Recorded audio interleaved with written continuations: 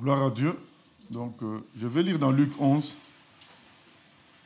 Luc 11, à partir du verset 29. Luc 11, à partir du verset 29. Il est écrit ceci. Comme le peuple s'amassait en foule, il se mit à dire, cette génération est une génération méchante. Elle demande un miracle. Il ne lui sera donné d'autre miracle que celui de Jonas. Car, de même que Jonas fut un signe pour les Ninivites, de même le Fils de l'homme en sera un pour cette génération. La reine du Midi se lèvera au jour du jugement avec les hommes de cette génération et les condamnera, parce qu'elle vint des extrémités de la terre pour entendre la sagesse de Salomon. Et voici, il y a ici plus que Salomon. Les hommes de Ninive se lèveront au jour du jugement avec cette génération et la condamneront parce qu'ils se repentirent à la prédication de Jonas. Et voici, il y a ici plus que Jonas. Donc Jésus se déclare être plus que Jonas, plus que Salomon, en fait, plus que tous les prophètes. Et Jésus est le Fils de Dieu. Et il leur dit clairement, il y a ici plus que Salomon, plus que Jonas, donc plus que les prophètes. C'était aussi un enseignement pour eux, pour leur dire, réalisez qui est devant vous. Nous lisons dans Matthieu 16. Nous connaissons cet épisode de Matthieu 16. Il est écrit ceci. Matthieu 16 à partir du verset 13. Jésus étant arrivé dans le territoire de Césarée de Philippe, demanda à ses disciples, « Qui dit-on que je suis, moi le Fils de l'homme » Ils répondirent, « Les uns disent que tu es Jean-Baptiste, les autres Élie, les autres Jérémie ou l'un des prophètes. Et vous, leur dit-il, qui dites-vous que je suis » Simon-Pierre répondit, « Tu es le Christ, le Fils du Dieu vivant. » Jésus, reprenant la parole, lui dit, « Tu es heureux, Simon, fils de Jonas, car ce ne sont pas la chair et le sang qui t'ont révélé cela, mais c'est mon Père qui est dans les cieux. Et moi, je te dis que tu es Pierre, et que sur cette pierre, je bâtirai mon église, et que les portes du séjour des morts ne prévaudront point contre elle. Je te donnerai les clés du royaume des cieux. Ce que tu lieras sur la terre sera lié dans les cieux, et ce que tu délieras sur la terre sera délié dans les cieux. » Donc nous voyons la conséquence du fait que Pierre croit que Jésus soit le Fils de Dieu. Il le dit, tu es le Fils du Dieu vivant. La conséquence, c'est l'autorité qui suit. Il dit, sur cette pierre, en réalité, dans l'original, c'est sur ce roc, je bâtirai mon église. Donc il veut dire par là, cette confession-là, de dire que Jésus est le Fils de Dieu, c'est cette confession-là, cette proclamation-là qui est le socle de l'église. Et il dit donc, à partir de cela, l'autorité qui est liée à cette connaissance-là, c'est lier les choses sur la terre, c'est lié au ciel. Donc, il donne à Pierre les clés du royaume. Donc, il dit, en quelque sorte, en fonction de ce que nous pensons de Jésus, nous avons une autorité correspondante. Si tu penses qu'il est juste un prophète, eh ben tu vas avoir une relation avec lui juste comme un prophète. Si tu penses qu'il est juste un enseignant, tu vas avoir cette relation-là. Donc, on peut aussi penser qu'il est fils de Dieu par la bouche, parce qu'on est né chrétien, on est chrétien depuis un moment. Mais si réellement on réalise c'est quoi fils de Dieu, c'est que Jésus dit aux autres, mais je suis plus que Jonas, je suis plus que Salomon. Les gens ont fait des kilomètres pour voir Salomon, mais moi je suis plus que Salomon.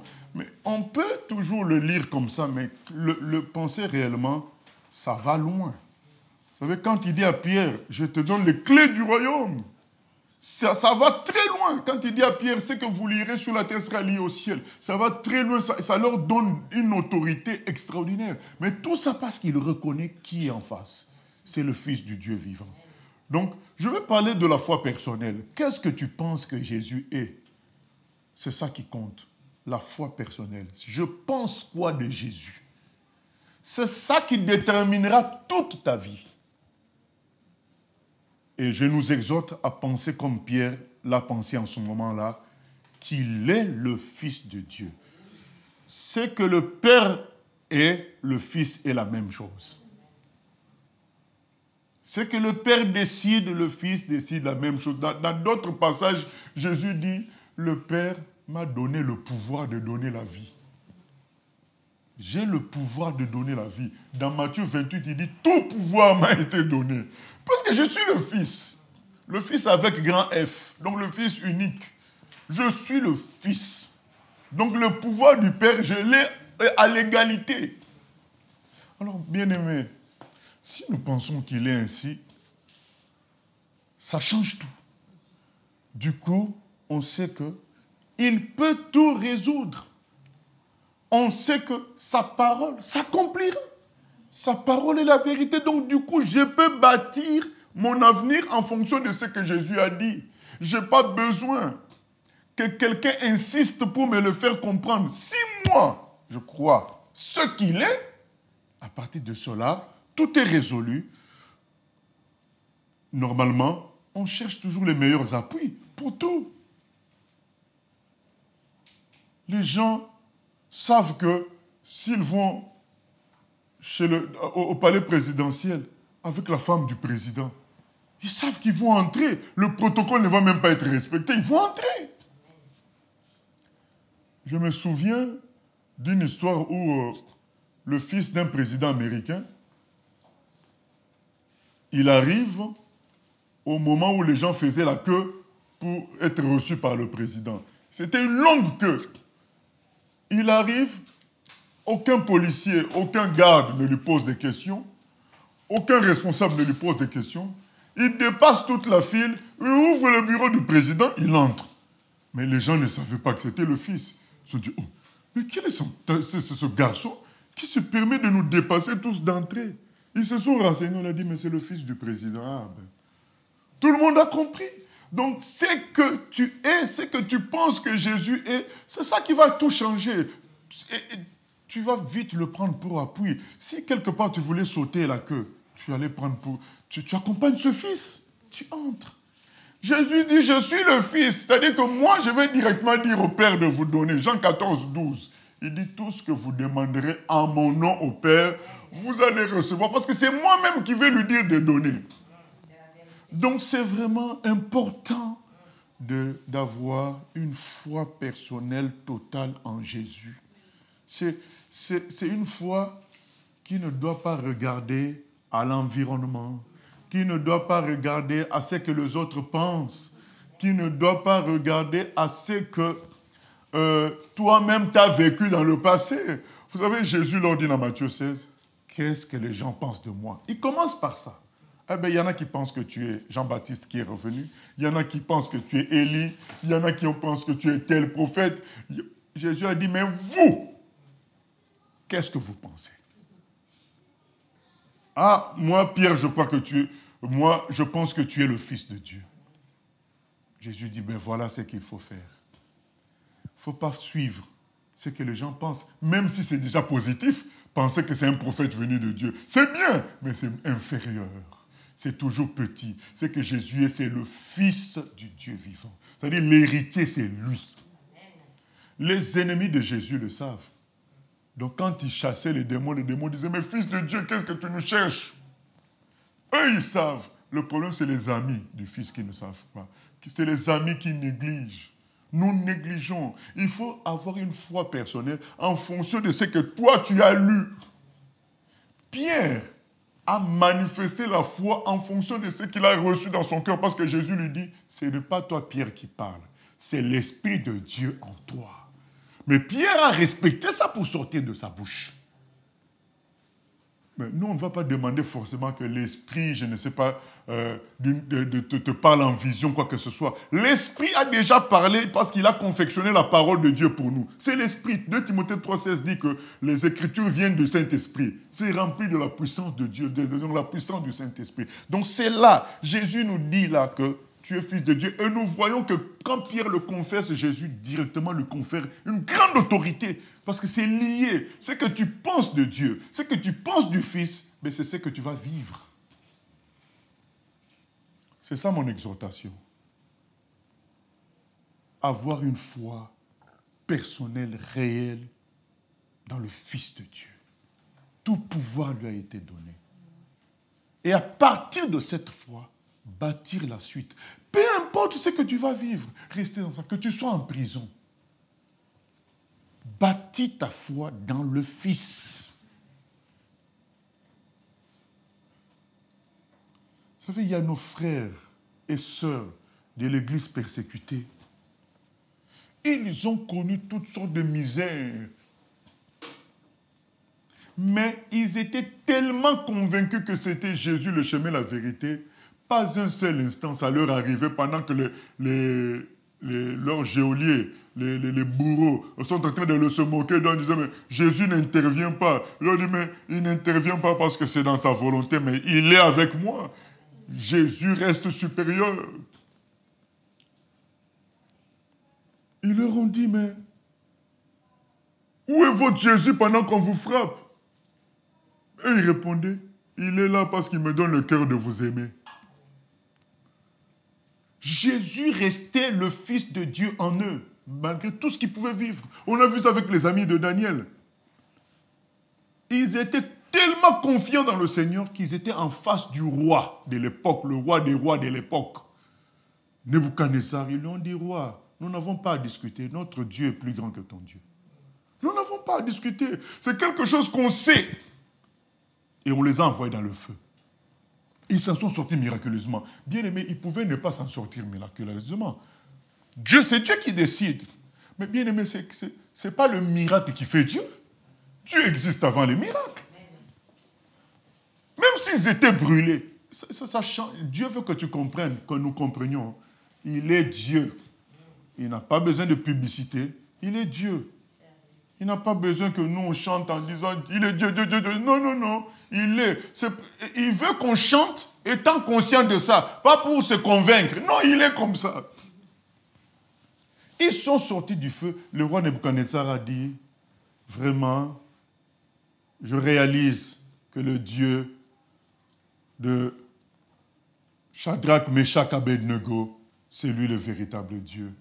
Ces gens-là croient tellement en lui qu'ils sont préférés entrer dans le feu. » C'est la foi de ces garçons-là qui a déstabilisé Nebuchadnezzar. Ils ont dit, ces gens-là savent vraiment qu'il est tout puissant puisqu'il les a délivrés du feu. Mais eux, ils l'ont dit avant. Il y en a qui célèbrent Dieu quand il y a des choses positives dans la vie. Ah, j'ai eu telle promotion. Ah, telle chose s'est passée pour ma fille, pour mon fils. Ah, Dieu est grand. Mais dès que c'est négatif, mais Dieu dit, mais non, donc tu ne sais pas à qui tu as affaire. Dieu reste Dieu pour tout, comme la maman d'un garçon en Éthiopie, la femme d'un pasteur. Les policiers sont venus parce que là-bas aussi il y a la persécution des chrétiens. Ils étaient au deuxième étage en train de faire le culte. Ils viennent, ils entrent, ils prennent l'enfant du pasteur, ils jettent par la fenêtre, il meurt. La maman descend et récupère son enfant mort. Et elle remonte. Elle dit, on continue le culte. Dieu reste Dieu, il est grand. Bien-aimé, ça, qu'est-ce que nous pensons de Dieu? C'est ça qui est important. Ta foi personnelle en Dieu, c'est basé sur quoi? C'est basé sur quoi? Comment quelqu'un peut être à la croix? Il croit à un autre aussi qui est à la croix. C'est pas normal. C'est que lui, il a respecté ce qu'il a reçu dans son cœur, que celui-là, c'est le Fils de Dieu. Il a proclamé, souviens-toi de moi quand je viendrai dans ton règne. C'est ça qui nous manque, bien-aimés. Dieu veut nous amener plus loin. Arrêtons avec les apparences. allons dans la profondeur de la foi où on sait que c'est Dieu qui a écrit la Bible. À partir d'aujourd'hui, je bâtis ma vie en fonction de ce qui est écrit. Je ne respecte plus ce que je vois. Vous savez, c'est écrit, hein, que tout homme soit trouvé menteur et Dieu juste. C'est-à-dire que même toi-même, tu es menteur. C'est-à-dire que ce que tu penses être bon, c'est du mensonge. C'est ce que Dieu pense qui est la vérité. C'est ce qu'il dit qui est la vérité. Quand Dieu dit le fruit de tes entrailles est béni, même si on t'annonce que ton enfant fait des problèmes à l'école, ce n'est pas ton problème. Toi, tu sais que Dieu a dit le fruit de tes entrailles est béni. Tu te bases sur ça, tu reviens dans ta maison. Tu dis, Seigneur, on vient de me dire ça, mais moi, je crois plutôt ça. Et je te loue. Je confesse la victoire. Bien-aimés, c'est ça qui nous manque. Il nous manque cette foi-là des amis de Daniel. Et vous savez pourquoi? Parce qu'on est très influencé par ce qu'on voit autour de nous. On est très influencé par ce que nos yeux voient. On est très influencé par ce qu'on a vécu dans le passé. Bien-aimé, Dieu existait avant qu'on vive. Donc, faire dépendre notre foi de ce que nous, on a vécu, c'est une injure face à Dieu. Ça voudrait dire que c'est moi qui suis Dieu. Donc, quand tout s'est bien passé, Dieu était grand. Et quand les choses se sont mal passées, Dieu était faible. Donc, qui est Dieu finalement? C'est toi. C'est une injure. La preuve que Dieu est Dieu, c'est qu'on ne doit pas faire dépendre notre foi de ce que nous vivons. Quand quelqu'un atteint cette dimension-là, il est entré vraiment dans la foi. C'est-à-dire que Dieu est haut, élevé. Il est élevé. Nous, on est là, mais lui, il est élevé. Peu importe ce qui se passe, il est toujours. Frères et sœurs, si par exemple, vous avez fait toutes les expertises concernant votre collier, on vous a certifié à Anvers, là où les gens le sont le plus forts en diamant, ceux qui certifient le diamant, ils vous disent, oui, c'est vrai que toutes les perles de votre collier sont en diamant. Vous allez en Afrique du Sud, on confirme. Vous prenez un scientifique qui regarde avec, il confirme. Maintenant, vous revenez avec, chez vous à la maison, personne ne croit que c'est du diamant. Donc, est-ce que vous allez cesser de croire que c'est du diamant? Vous venez au milieu des amis, personne ne croit que c'est du diamant. Est-ce que vous allez vous intéresser à tout ça? Non. Anvers a déjà certifié. L'Afrique du Sud a certifié. C'est eux qui déclarent quelque chose qui est du diamant ou pas. Maintenant, Dieu a déjà tout certifié dans sa parole. Maintenant, quand nous on vit, on voit, ah, mais hier on avait prié pour telle chose, ça ne s'est pas amélioré. Et puis ta foi diminue. Ah, mais je vois les malheurs chez les chrétiens en Inde. Ta foi diminue. Tu crois à ce que l'Éternel qui a fait les cieux a dit, le ciel et la terre a dit, ou bien à ce que les gens disent? Du coup, petit à petit, tu finis par croire, c'est vrai, peut-être c'est du verre, c'est du cristal, c'est pas du diamant. Du coup, tu vas mourir pauvre. Mais celui qui croit vraiment va dire, attendez, c'est simple. Il va retourner à Anvers, je veux la contrepartie en argent, c'est tout. Il revient avec des millions, il peut bâtir sa vie. Il peut même dire à quelqu'un, garde-moi ta maison, garde-moi ta voiture, je vais à Anvers et je reviens. Il continue à bâtir sa vie en fonction de ce qu'il sait que son collier est en diamant. Mais si les gens ne veulent pas croire, parce que c'est un deuxième élément, vous savez, qu'est-ce qui tue notre foi? C'est qu'on a trop témoigné, trop prêché, les gens ne se sont pas convertis. On a parlé, il n'y a pas eu de résultats. En apparence, on a baissé dans notre foi sans nous rendre compte. Mais bien aimé, qui va mourir de faim? C'est toi.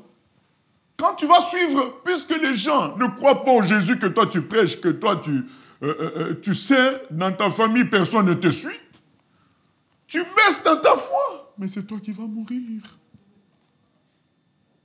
Au contraire, si tu es sûr de ce collier-là, tu vas aller jusqu'au bout de ta démarche.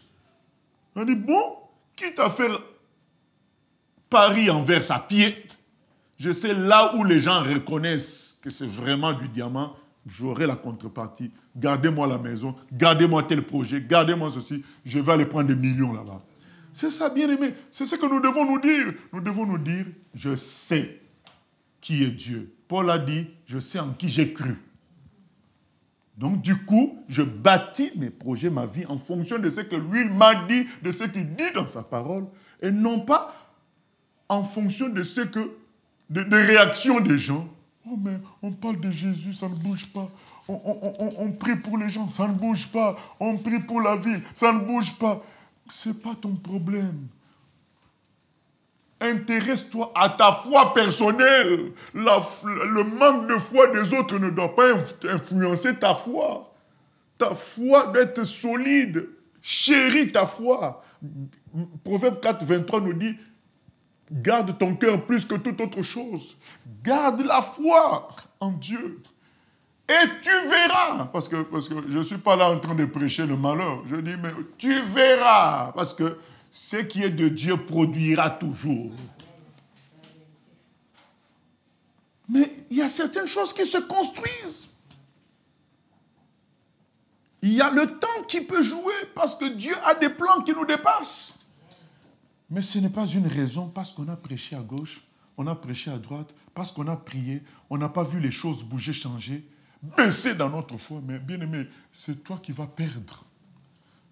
C'était à toi de changer le cœur des autres.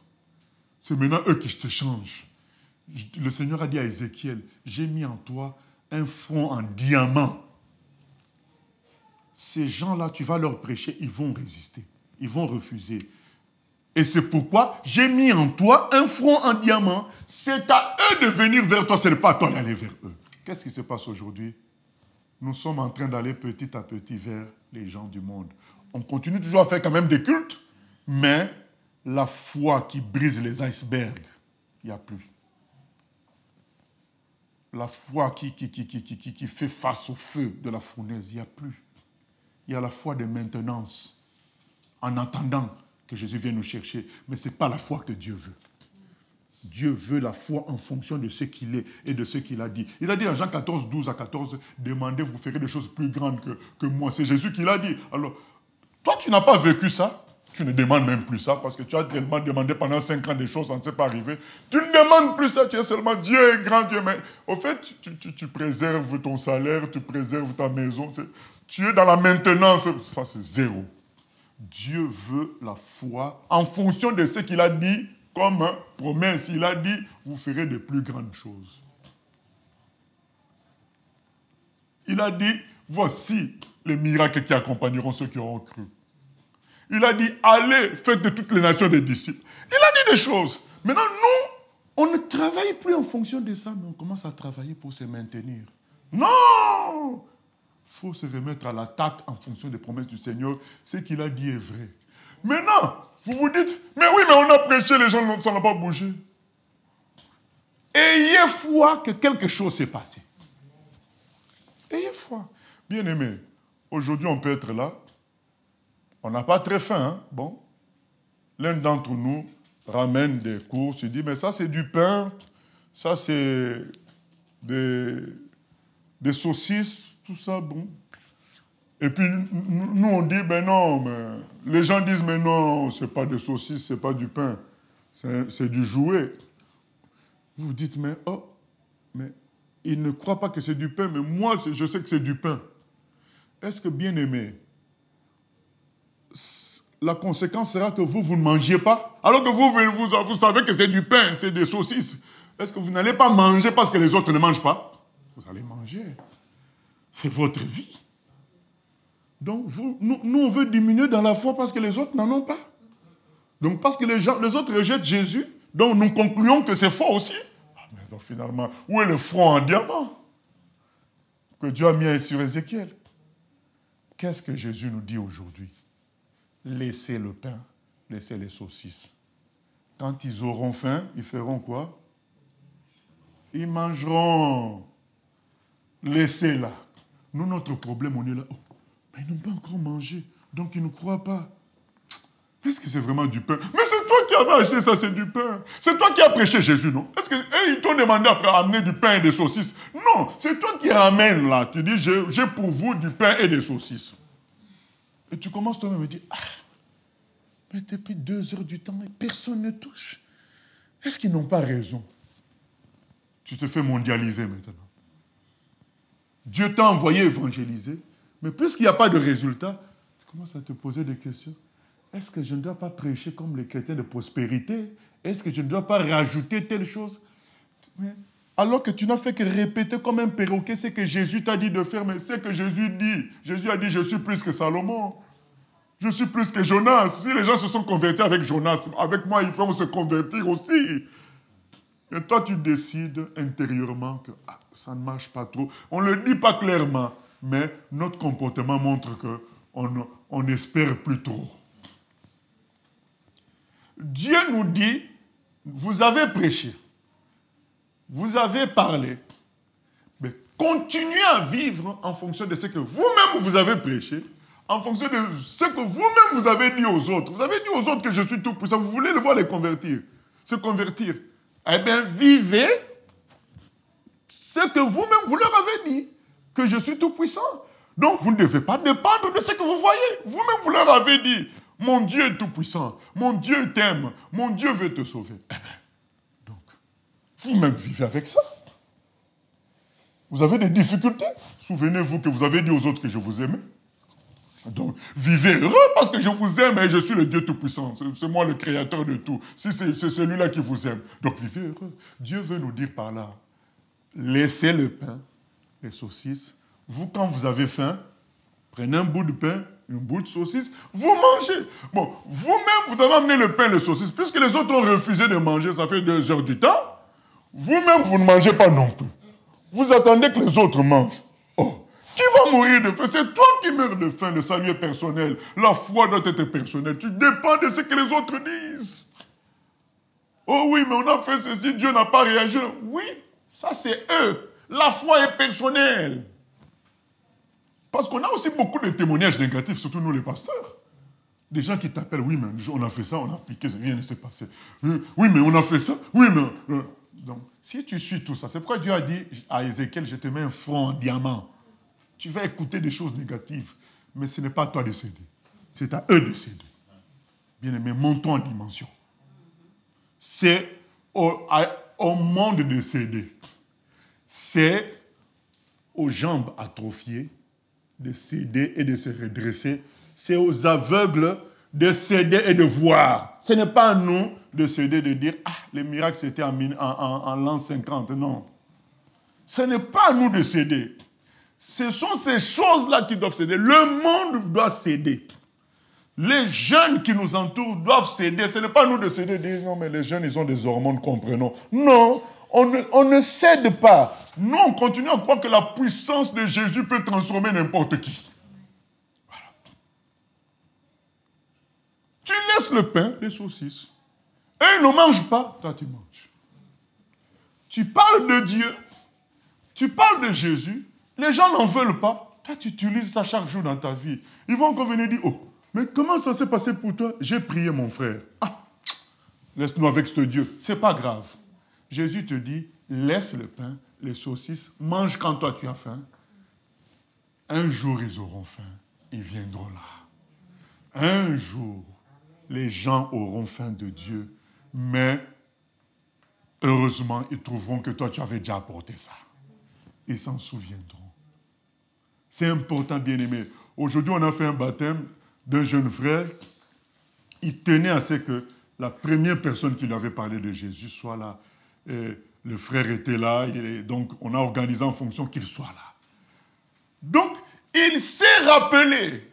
Il s'est rappelé que c'est un tel qui m'avait parlé de Dieu. Dont le frère avait déposé. L'autre a pris des années, mais un jour, il a eu faim de Dieu. Il s'est rappelé. Déposons la parole, déposons les choses de Dieu, vivons de cela, utilisons ça. un jour, tous ceux qui rejettent, tous ceux qui refusent, ils auront faim. Jésus a dit quoi? Venez à moi, vous tous qui êtes fatigués, cherchez. Si quelqu'un n'est pas encore fatigué, pourquoi vous voulez qu'il vienne? Donc, quand ils seront fatigués, ils viendront. Il dit aussi que celui qui a soif, qu'il vienne. Que celui qui a faim, qu'il vienne. Mais si quelqu'un n'a pas faim, vous lui donnez la parole, il n'a pas encore faim. Redéposez la parole. Déposez ça. Utilisez ça vous-même en attendant. Qu'est-ce qui se passe? En attendant, la foi de certains plonge. Alors qu'on a dit, ils n'en veulent pas. Moi, c'est du vrai pain, c'est le vrai saucisson. D'ailleurs, c'est la preuve que tu y crois, parce que c'est facile de parler. Hein? Moi, je vois des gens danser. Jésus est vivant. Mais oui, mais quand maintenant les problèmes leur arrivent, pasteur, je ne comprends pas vraiment. Est-ce que Dieu comprend ce qu'on vit là? Voilà. Mais tu disais qu'il est vivant, il doit comprendre. Donc, au moment où tu dois maintenant, toi-même manger le pain et le saucisson, toi-même, tu ne manges pas non plus. Tu as faim, mais tu dis, mais si je vais manger que c'est dur, ils vont se moquer de moi. Mais qui a déposé ça? C'est toi. C'est toi qui as dit aux gens que la parole sauvée. Au moment maintenant, tu dois l'utiliser pour toi. Tu dis, et si ça ne marche pas? Mais alors, il ne fallait pas dire aux gens. Il ne fallait pas présenter ça aux gens. Bien-aimés, c'est vrai tout ce que nous disons dans la Bible. Tout ce que nous lisons est vrai. Amen. Que personne ne te trompe. Vaut mieux accepter de mourir avec la foi que de vivre sans la foi. C'est vrai. Bâtissons nos vies en fonction de ça. Que tu vois ou pas, laisse le temps aux choses. Laisse le temps à Dieu. Toi, prouve vraiment que tu as cru en vivant toi-même en fonction de ce que tu as dit aux autres. Si vraiment nous croyons, nous continuerons. Voilà. Sinon, on a raconté des choses. Parce que quelqu'un te dit, je me suis arrêté, mais qui t'avait envoyé parler? Moi, je dis, mais parce qu'on rencontre beaucoup de gens qui disent, frère, on était tous avec vous, on a fait les choses, mais tu vois, telle chose m'est arrivée, telle chose. Mais qui t'avait envoyé chanter? Donc, tu as chanté par la chair. Reconnais au moins ça. J'avais chanté par la chair. Mais toi, tu fais comme si c'est Dieu qui t'a déçu. Non, Dieu ne t'a pas déçu. Si vraiment tu croyais, tu dois continuer. Comme les amis de Daniel disaient, ah bon? Écoute, nous on croit en lui, on continue avec lui, on entre dans le feu. Nous croyons. Daniel a dit, ah bon, vous voulez m'empêcher de le prier? Moi je crois en lui, j'entre dans la fosse au lion. Aujourd'hui, les gens, dès que c'est la fosse au lion, c'est le feu. Ah oui, mais qui vous a dit qu'il n'y aurait jamais de persécution pour les enfants de Dieu? Qu'il n'y aurait jamais de difficultés? Il est même dit le contraire. Le malheur atteint souvent le juste. Mais l'Éternel en délivre toujours. Maintenant, quand on te met en situation de pratiquer ce que tu prêches aux gens, toi, tu ne veux pas, mais tu veux que les autres pratiquent. Ah, mais non. Non, taisons-nous dans ce cas-là. Mais moi, je veux qu'on parle parce que ce qui est dit est vrai. Et que nous-mêmes, on en profite, on bénéficie de ça. Parfois, ça peut prendre du temps, mais si vraiment tu crois, c'est ça qui fait la différence. Celui qui croit va dans le temps. Le truc rapide, c'est souvent manque de foi à l'intérieur. Vous savez, il y a la parabole du semeur. Il y a une partie qui est tombée sur les cailloux. C'est sorti vite.